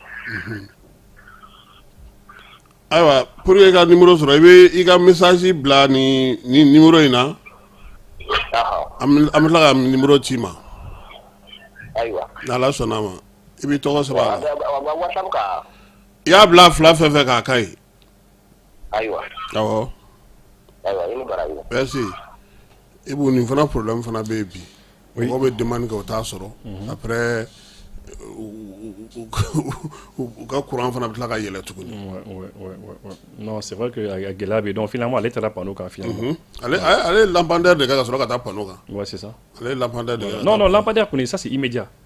Au effet qu'on est beau et direct quoi. O te munumunu sa l'auto là. Non, munumunu là, c'est très efficace. Et qu'on a au cadre et qu'on met de la FIA quoi. D'accord. Là ben nega là. Allô? Allô? Kasim Karawa Chokoli. Ça va? Kan baiste. Amala tanu. Amba ko ko sama maro kuma kuchala. Kuchala. Effectivement, il s'est comment on mindara erola. Nare kalgiliga malen kelenga muganduru sara communication sara. Donc na ko tant qu'on y malta même 21 millions d'habitants. Ça fait now 958 milliards 125 millions. Est-ce que nous avons des énergies barakalam ko ka do énergie d'après ko saga malabni ah tu sais la ke tugunu donc na o sangale di ko do énergie la la sangale warji ko do agriculture la comme ça est-ce que am saga ko la ko fobli aka gele na do na dafe na do na dafe ko ni donc malen wona la wa so c'est mieux vraiment quand a jetina na da ti ko kana donc jamana kɔni mi avancé bon bɛɛ bi tɛtɔrɔ ni jamana avancé ra donc n b'a fɔ kosɛbɛ. Merci beaucoup. Voilà, merci. E woro kya to ture a ko k'ale bɛ ba kɔ jikɔrɔni a taara torokɔrɔ a y'i ka lampandɛri in sɔrɔ yen ale fana y'a sigi k'a kɛlen no fɛtiba de ye olu ka yɔrɔ la parce que ale ye fila kɛ ka fila bila a ka du kɔnɔ ka fila sigi kɛnɛma denmisɛnnin wɛrɛw bɛ ka fɔ ko vraiment a y'a dɔ torokɔrɔ de a taalen torokɔrɔ k'a y'i ka initiative in sɔrɔ yen a dɔgɔnin dɔ bɛ yen ko électricien ko y'a installé donc ko k'i fo parce que ko bɔlɔlɔ sanfɛla la ko mɔgɔ min bɛ hakili ɲumanw di i b'olu la quoi. Ah merci. Rokiatou Touré. Awɔ a bɛ ba kɔ jikɔrɔni. Allo allo allo a ko k'olu ka kurantigɛ ka jugu dɛ n'est-ce pas ko olu ka kurantigɛ ka jugu ni bɛɛ ta ye fala ye mɔgɔ wɛrɛ bɛ yan. Non, parce que en fait Kassim, moi je crois que comme an y'a fɔ cogo min na an ka yelen ko kɔni solution kɔni b'an bolo quoi. Yelen solution b'an bolo. Maintenant courant ka kɛ ka fɛn dɔw la fonctionner ka fɛn dɔw la marcher. Ça peut être un peu difficile. Parce que là c'est un peu cher mais yelen ko kɔni. Allô? Allô? Oui, allô? Anso. Anso. Allô? Oui, allô, Antlo Bila. Voilà. Ah, comment parle-vous na kamwa? Ah. Ah, donc voilà que vous avez Europe ko ba fambe panneau solaire. Mais ma français ya Europe famulo. Est-ce qu'on a pour les gars panneau de gaz? Era be euro jumɛn? 10 000 euros. Ne bɛ Espagne. A bɛ Espagne. Awɔ, pour les gars panneau de gaz kɔnɔ, i bɛ 10 000 euros, 20 000 euros de bɔ. 2 000 euros. N'o donni ka so kɔnɔ kuma. D'accord. I bɛ 2 000 euros de bɔ pour que i ka se ka panneau don. D'accord, je crois qu'il y a un réseau maï. Oui, il y a un réseau maï. Il y a un réseau maï. N'o donni ka so kuma min na. Ne kura ye labɔ. Donc vraiment sɔrɔ k'a tɔ san énergie mɔgɔ bɛ sɔrɔ k'a tɔ san k'a feere mɔgɔ wɛrɛ ma. Ah, ni courant e labɔ sisan o bɛ sɔrɔ k'a ta a tɔ ta quoi. Ouais. Awɔ, comme a tɔ min bɛ to donc olu b'o ta k'o feere mɔgɔ wɛrɛ ma. Donc tagalen ɲɛfɛ e ye wari min bɔ o ye segin e ma dɔɔni dɔɔni quoi. Parce que o b'a san e fɛ. Ouais, o fana ye fɛɛrɛ ɲuman ye. Non, a bɛ kɛ ten de. Aya, faamuna. D'accord. Non, u ka kɛnɛma courant ninnu bɛɛ ye électrique de o tɛ fan yan kɔni. Espagne kɛnɛma courant bɛɛ électrique de o tɛ panneau ye. O tɛ panneau ye. D'accord, a faamuna. Merci beaucoup. Merci beaucoup. Réalité o tɛ kelen. Non, c'est vrai que panneau bɛ yɔrɔ dɔ la, yɔrɔ dɔ fana na ancien système de bɛ yen quoi. Mais je pense que u ka ku fila bɛ ka kuma bɛ faamu quoi. Mais a ye fɛn dɔ fɔ hali EDM yɛrɛ bɛ fɛ k'o kɛ, ne yɛrɛ y'o mɛn yan. EDM bɛ fɛ ka ni courant installé, ni panneau installé fɛ yen, courant bɛ en plus. Donc o bɛ fɛ k'o récupérer. Comme serubilen ta ɲɔgɔn. Exactement. N y'a mɛn ko EDM fɛ k'o kɛ. O y'a minɛ quoi ka se ka compenser i ye dɔɔni dɔɔni. Voilà. Parce que serubilen ka accident ka ca kosɛbɛ yɛrɛ. C'est vrai. Allô? Allô? Balimakɛ i tɔgɔ n'i jamu? Ah? Bakari Samake. Bakari Samake ka bɔ Espagne. France. Ah, ka bɔ France. Ouais. Bakari an tulo b'i la. Ami yɛrɛ kɛ fɛn lamɛn kosɛbɛ quoi a ye mun fɔ vraiment lamba solaire in kɔni France yɛrɛ sigi m'o kan yan quoi parce que France kari kɔnɔna ninnu bɛɛ ye lamba solaire bɛɛ mɔgɔ yɛrɛ bɛɛ bɛ ka kɛ don a la mɔgɔ caman yɛrɛ ma k'a bila luguso sanfɛ quoi. An bɛ dugawu don ne gouvernement a y'a fɔ ne gouvernement sera k'a ɲɛsin a ma k'a bila kari kɔnɔna fan bɛɛ n'o kɛra mɔgɔw bɛ lafiya dɔɔni que bɔ digira quoi parce que ni kari kɔnɔna ni ji bɛ ten nɔ mɔgɔw bɛ se k'o ko. O kɔni ni foli k'a ye n bɛ foli b'i yɛrɛ ye ani Salifu ani Abusi yɛrɛ. A tulo b'i la. Voilà a k'a jija fɛ a bɛ courage ta u b'a fɔ k'a n'a fɔra ko ɲɛ peut-être courage bɛ se k'u sɔrɔ cogo min o bɛɛ bɛ se k'a kɛ cogo min na quoi. Ni Ala sɔnna. Voilà. Merci beaucoup. Ok. Et vous avez un nanzara jamana nous on intara ko kan avant. Non, bien sûr, bien sûr. Parce que courant tigalini courant tigabalia ko magacha fait puis fin bete bete se ka soro no ko yemi fo mo to do fa demande ga don ro quartier courant be sigi. Bien sûr. Oh mo be ka cha ka ta fait fa. Ça dans politique de gars mimi en rega habitude en habitude changer quoi. Au lieu que à chaque fois on a faut mais c'est ça. Et ça faire mu mamula ne ka ke courant la nay. Ah oui. Ni do be fra ka fait nga kuma il faut que do fra fa il faut nga do fra ka capacité ka. Bien sûr. Ta fait. Allô? Manusu. Basila. Ah wele ka bomi? Kabo Franki mara wata si mbe ibu fo. Ibu tulubi la.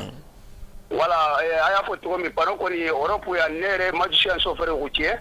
Bo kata Paris a fo Lyon fo Belgique frontière la ni tasma fem fe ne shanda la minja dugu corona e. Abe panole. Ouais. Har nan nan jo ambe stationnement ka yoro mi yalo stationnement do be a pealelo. Ambe ta machine munun ke ka tiketa abe panole. Mais paro a suya wele be comme ibu be se ka ke ko do a ventilo le malelo. Ni sera wula ko do ibu yer nor nuna abe boli abe free ka ke comme ale be fini de be ale la marché. Ani ka sojo ka sambla be ke pano e ka ke comme toli be ke en fait tu vois mina. C'est-à-dire a on donna pano na tisane en fait parce que ulu ba utiliser tu vois mais a on ta utiliser te. Ibe dou le soro yano dou me a dou kelente dou flate. Tuma do la ne be ta yoro la folie ni ko fait. Il y a sauf fait abe pano abe sambla pano. Bon pano wa fo tu vois mais bon a on va ça tu vois mais ba sege. Tuma do la ibe se ka soro le kasimuni ibu ambe ka so be no krefe. Nanye wari kuti sesi saka paro ni fo wa sale nyogon fe abese kan kuti moyena par rapport be ki ta sa yiriye mais au fana be se ka ke me ante so ko famu wala mais vraiment pano ko ko ni vraiment porto bare bala ka fara ibu ka kuma wure ka tuni femini armée de menier vraiment ka kan ka stratégie do nyini an fana be se ka demiri minge me ka fo ko ni ko jole be armée de me ante se ka bo nyiriye ka tro ni de me kaka ante. Merci beaucoup. Ibu armée de Melikola.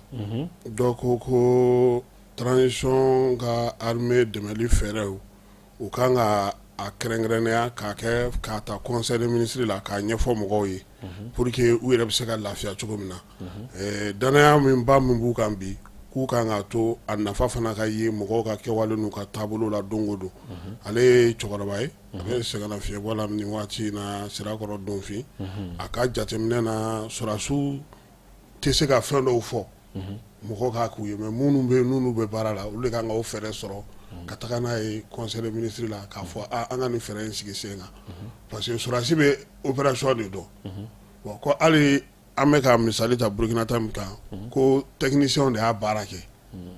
Oui, mais Kassim, n'a fɔra ko sɔrɔdasi yɛrɛ généralement mɔgɔ minnu ka teli quoi. Tant c'est des gens ils vont vite. Tant au boulot. Bella Djane Boudon. Alors, maintenant, la dernière fois, le capitaine Ibrahim Traoré a fait un loquet à Djarané. Sans pour autant dire que la comparaison que Mali ni Burkina Tché. Parce que Djamana Fladido, on a fait un bêtise à comparer. On a vu où on a fait un tamatikélé. Mais regarde, au Dongo par exemple, à Coco, les magistrats ou juges, oui, Tony Mindo. À quoi bon, maintenant, Tony Miminadon, Tony Minaglan, Burkina. CMDT tiens. CMDT mon petit fini là. Oui c'est ça. Comatex. Pardon, Comatex, je m'excuse. Donc Comatex mon petit fini glan tissu ni fait wa. Ni on a qui enfana. Mais ibna bara janga Comatex mon ma. Ni Mali magistrat au fara nyoka. Ubi jekulu do ta. O jekulu le bina ta san. Kata fini la je. Ou ma robe modèle mina. Ko glan minga douye quoi. Ou glan comme ça. Et les chokorwa ka mo nyon soro ko. Chokorwa ko de. Fere mu be sigi senga.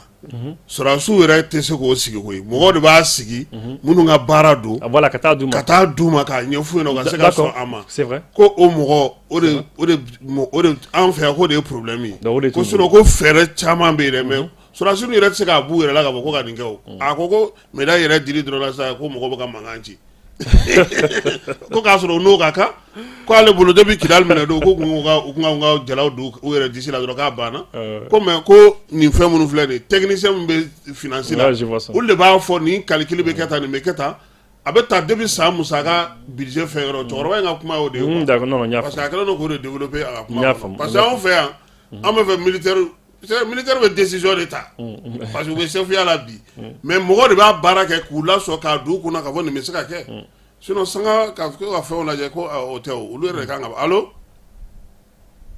allo n b'a ni su allo ni su k'an wele ka bɔ mini Mohamed la Mohamed la ka i wele ka bɔ Canada ko bɛ cogo di ouais non a ma jugu an bɛ a dɔɔni dɔɔni o diyara an ye ne yɛrɛ Quelqu'un a marché à Erika, à Nissen, Colosso Noir. Parce qu'en étant à Salim, nous lui disons que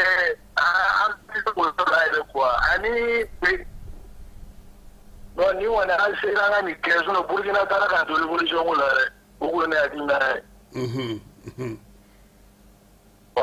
Voilà la chose déjà. Amina Arabi.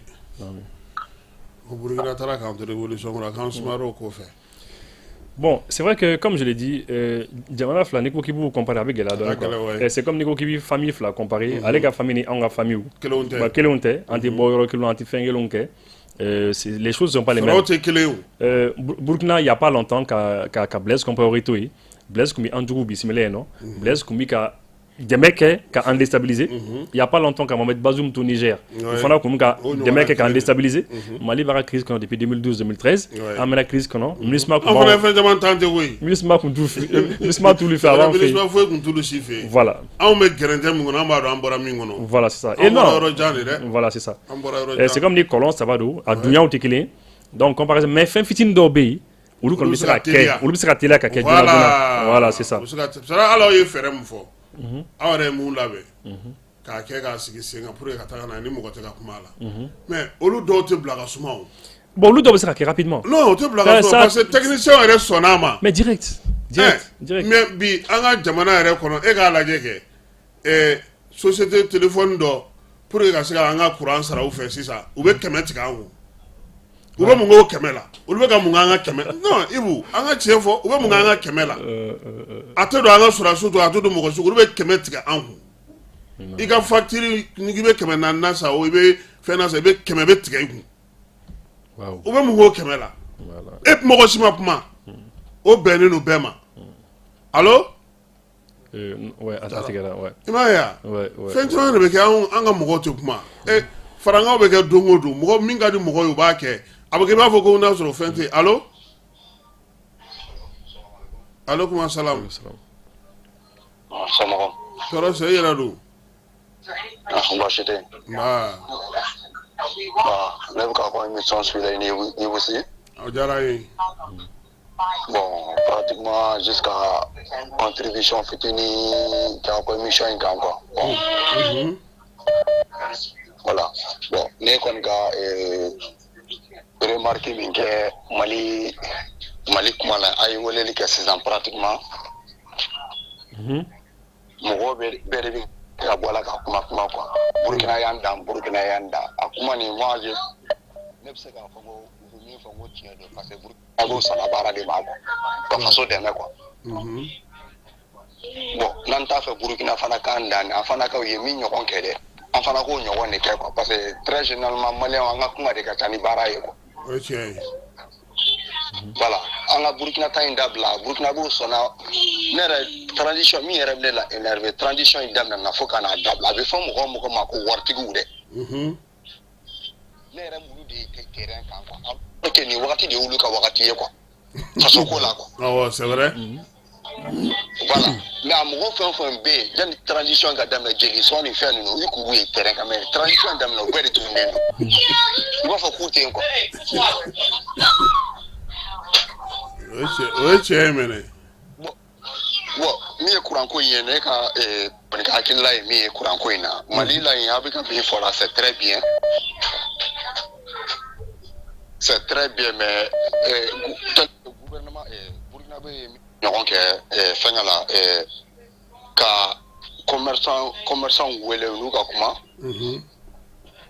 n'u ma furu ni mɔgɔ la commerçant wele de ye commerçant damadɔni wele nin ka opportunité d'u ma u ka panneau san ka na n'a ye pour que k'a da nɔgɔya maliyɛnw ye marché bɛɛ bɛ se k'a sɔrɔ k'a politique kɛ quoi. O fana kan ka kɛ. C'est ça. Voilà. Mais gouvernement ne ɲɛ bɛ min na yen dɛ jusqu'à présent courant ko in na o bɛ ka hésiter la hali bi quoi. Ouais. O bɛ ka hésiter la ou bien minnu b'a kɛ u t'a baara ɲɛdɔn quoi. Parce que ne n bɛ ka min fɔ n bɛ ka kuma na connaissance de ko parce que en matière la ne bɛ nin domaine de la quoi. Bon soit gouvernement hali bi courant ko in na o bɛ ka hésiter ou bien minnu b'a la olu t'a baara ɲɛdɔn o fila ne bɛ se ka courant ko in problème ni bila ka taa au niveau de la sinon fɛn min don ni c'est déjà résolu fɛn ma nɔgɔn ka tɛmɛ a kan quoi. Fɛn ma nɔgɔn ka tɛmɛ a kan. Bon o kun ye ne ka contribution ye nin pratiquement an bɛ se k'a to tan pour que mɔgɔ wɛrɛ ka chance sɔrɔ ka don quoi. Merci beaucoup. An ka wagati yɛrɛ sera Ibu parce que an tɔ tora miniti 4 peut-être que n'an ye mɔgɔ kelen sɔrɔ o b'a dafa an n'a ko jɔ ne ye fɛn 2 ta kuma ninnu kɔnɔ o ye courant ko mɔgɔw ka jate la o solution b'an yɛrɛ bolo mais minnu b'a baara la u ka degun ye min ye fo n'an yɛrɛ la kuma sa dɛ. Allo waaleykum salam. B'aw fɔ Kasimini Ibu. O diyara an ye. Wa ne tɔgɔ ye ko Salum Ndiaye ka bɔ France. Ka bɔ France. Awɔ. Bon ne fana tun b'a fɛ ka n da don courant ko in de la. Awɔ. Parce que n'i y'a lajɛ n'i ye Manantali baraji lajɛ sisan. A bɛ Kayi de a bɛ Mali territoire de kan. Bon alors que courant ko bɛ Mali yɛrɛ la. Manantali baraji de bɛ courant di Sénégali villagew ma ani Mauritanie villagew ma. Mali yɛrɛ filɛ nin ye village caman bɛ yen courant tɛ yen. Ne ka hakilina est-ce que gouvernement tɛ se ka wari dɔ labɔ pour que ka se ka courant tigɛ Sénégali ni Mauritanie na. Ne yɛrɛ ka courant ka tɔn kun parce que a b'an ka secteur de sanfɛ. Ayiwa. Parce que les amis taara Sénégal hali village fitinin Manantali courant de bɛ Manantali baraji de bɛ courant di bɛɛ ma. Alors que Mali kɔnɔ village caman de bɛ hali ne yɛrɛ ka village Kɔsɔmanji de a bɛ Girimaga de. Bon n'i ye Girimaga village lajɛ sisan dugu bɛɛ le commune ne ka village yɛrɛ Kɔsɔmanji ye commune dɛ mais courant tɛ yen. N'i ye Anbiré de lajɛ courant tɛ yen Kakura courant tɛ yen Amadère de bɛ ninnu bɛɛ n'u bɛ courant d'aw ma. Ne bolo gouvernement fana a kan ka nin lajɛ dɛ a ka se ka courant di villagew ma. Comme ça, Manantali baraji a ka courant tigɛ Sénégal ni Mauritanie na parce que déjà ninnu ye pays voisins de u bɛ ka ɲini ka Mali déstabiliser en même temps donc gouvernement kan ka o lajɛ dɛ. D'accord. Donc o ye ne hakilinata ye. Merci beaucoup. En tout cas an bɛ Sani baraji. Ibu an ka miniti tɔ tora 2 ye. Fala ye nɛgɛjuru cila kɔni e ni wasa don olu tɔ la ye. Ibu ne kɔni ye min faamu. Maliyɛnw bolo an kan ka bɔ kuma na. Courant ko fara armée soutenir ko an kan ka bɔ kuma na. An ka waleya kɛrɛnkɛrɛnnen sigi mɔgɔw labɛnnen don ka se ka don a ko da fɛ. Courant ko ta fanfɛla ye min ye sɔrɔ tɛ mun bɔ mɔgɔ bɛ se ka fɛn minnu sɔrɔ da nɔgɔman na gouvernement k'a lajɛ k'olu sigi sen kan. U yɛrɛ tun ye ŋaniyaw caman ta dɛ nka ɲininkali caman bɛ yen e wo ne wo anw si tɛ se k'olu dɔw jaabi. Parce que o ye gouvernement ka côté ye o ye technicien ka côté ye o bɛ tali kɛ fɛn caman na baara minnu bɛ sen na ŋaniya minnu b'u bolo nka an kɔni bɛ layidu d'an lamɛnbagaw ma an bɛna mɔgɔ ɲini énergie la u kana ka na mun de b'u bolo u bɛ ka mun de kɛ u fana kana ka n'o ɲɛfɔ an ye.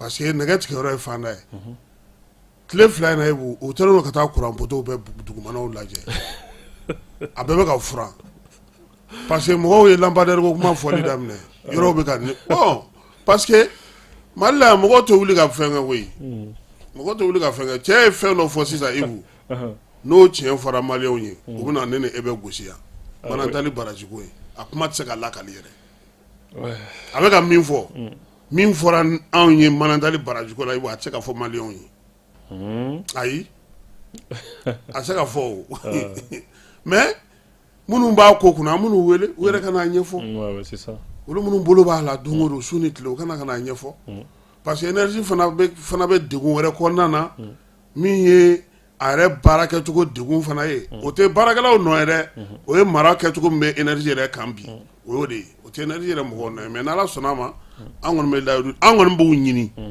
u kana kuma n'u sɔnna mais fɛn kelen kɔni bɛ yen il faut que énergie mɔgɔw EDM mɔgɔw ani ministère il faut u ka se ka ɲɔgɔn faamu. Ah, ça c'est important parce que voilà, né mime en tout cas, je sais pas si voilà, c'est ça. Donc ni courant il passe quoi c'est bon. Non, o de problème yɛrɛ ye. Ɲɔ susulaw ko k'u to ɲɔgɔn kamakɔrɔla ye. Ɲɔ ti jɛ dɛ. Non. Ɲɔ ti jɛ dɛ. Ibu ni kuma kuncɛ kuma min b'i fɛ. D'accord. Sinon ne bɛ fɛ ka kuma kuncɛ ni min ye. En fait, c'est vrai que Manantali situation bɛ yen, mais o barrage a kɔni kun da yɛlɛla tuma min na c'est 200 mégas, 200 mégawatts. Bon, maintenant, c'est à clan nos jamana nani ni ɲɔgɔn cɛ. Mali, Mauritanie, Sénégal, voilà, ani Guinée. Donc du coup, bɛɛ t'a dɔn dɔɔni. Donc je crois que il faut pas que mɔgɔw k'a miiri ko Manantali barrage bɛ se ka fɛn bɛɛ kɛ quoi. Non. Voilà, c'est juste deux. Voilà, c'est 200 mégas. Voilà. Mais en tout cas, Kassim, ne b'i fo pour l'invitation. Il faut vraiment diyara n kosɛbɛ parce que panneau solaire ko nin daminɛ nin kan. Pourquoi? Parce que n tɛ k'a faamu quoi. N tɛ k'a faamu que tile bɛ yen. tile bɛ an bɛ se ka Mali éclairage public bɛɛ an bɛ se ka bɛɛ falen ka bɛɛ kɛ lampadaire solaire ye k'a bɛɛ kɛ a bɛ doniba de bɔ EDM kun an yɛrɛ bɛ lielen sɔrɔ fan bɛɛ. Ala bɛ min na nin ye tan ni nin bɔra la yɛrɛ a bɛ nɔgɔya yɛrɛ. Inch'Allah. Parce que et puis après quand on est ni ye Bamako yɛrɛ éclairage public bɛɛ ta sa lampadaire la. A bɛ mɔgɔ lafiya. O tɔ in min bɛ d'ulu ma sufɛlaw la par exemple sisan n'a sɔrɔ courant bɛ yan nin ligne la. C'est vrai. A bɛ kɛ ka fɛn wɛrɛ kɛ. Mais c'est ça. Et puis ni u sera ka fɛn min fara o kan comme on l'a dit ka politique dɔ kɛ politique min bɛ se ka na ni lampadaire solaire caman ye jamana kɔnɔ mɔgɔ k'a sɔrɔ facilement da ɲɔgɔn na comme ça mɔgɔ b'a installer u fɛ yen déjà u bɛ caman bɔ kow la quoi. Ko caman nɔgɔya. Kassim i ni ce merci. Merci beaucoup Ibu an b'i fo k'i waleɲuman dɔn i ye baara caman bila parce que sini ye baara daminɛ ye aw ka kow bɛɛ lajɛlen sirilen don nɛgɛjuru ni bɔlɔlɔ sira la an b'i fo k'i waleɲuman dɔn n'Ala sɔnna a ma min ye énergie mɔgɔw kɔni n'u ye layidu d'an ma don o don